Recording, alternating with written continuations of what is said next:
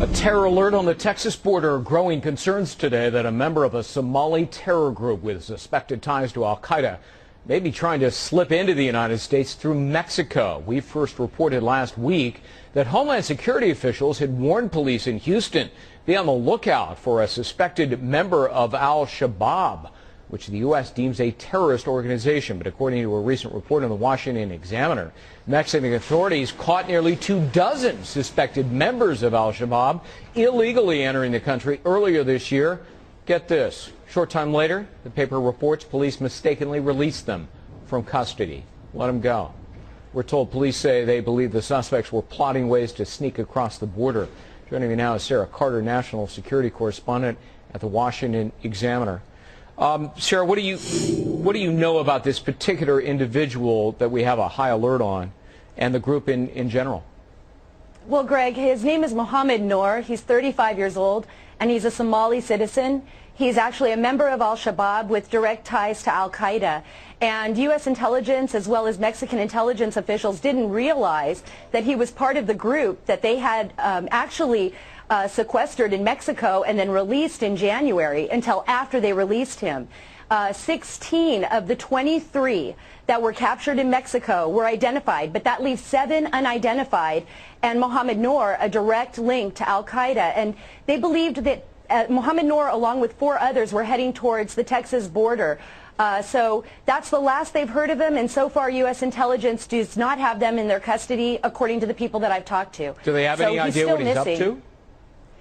Well, you know, that part is remaining sensitive. They do believe that he entered Mexico with the direct and most imminent idea of coming into the United States under some type of mission for al-Shabaab. But nobody knows if it was meant for recruitment or if he was crossing the border to go through with an attack. So right now, it's up in the air. What I do know is that U.S. intelligence is looking for him, actively looking for him. And remember, a lot of these guys enter Yemen first. And right now, we're seeing 700,000 Somalis in Yemen actively being recruited by al-Qaeda, some of them with direct links to al-Shabaab even before they enter Yemen. And then once they leave Yemen, they flee to the UAE, they flee to Latin America. And so this is what we're seeing now, you know, and they're using the southern border as a means of entry into the United States. Well, you know, how in the world could the Mexican government let these guys go mistakenly, which invites the question, how much help are we really getting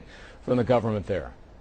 Well, see, and that's the issue. I mean, I know that there's a lot of serious concern. I mean, when Mexico released these men, the U.S. became privy to it. When they asked to see the identification of the men that they did have in custody, the ones that they were able to identify, that's when the United States realized, U.S. intelligence realized, that one of the men that they released was directly connected to al-Qaeda. And see, this is the serious problem that we're facing. These are the loopholes that put us potentially in serious risk. I mean, and it is a national security failure, so this is something that I believe the U.S. and Mexico are working on now. But it's a little too late, some people say. Well, the Mexican president seems to be preoccupied with Arizona's law and denouncing it instead of securing his own border. Is that a fair assessment?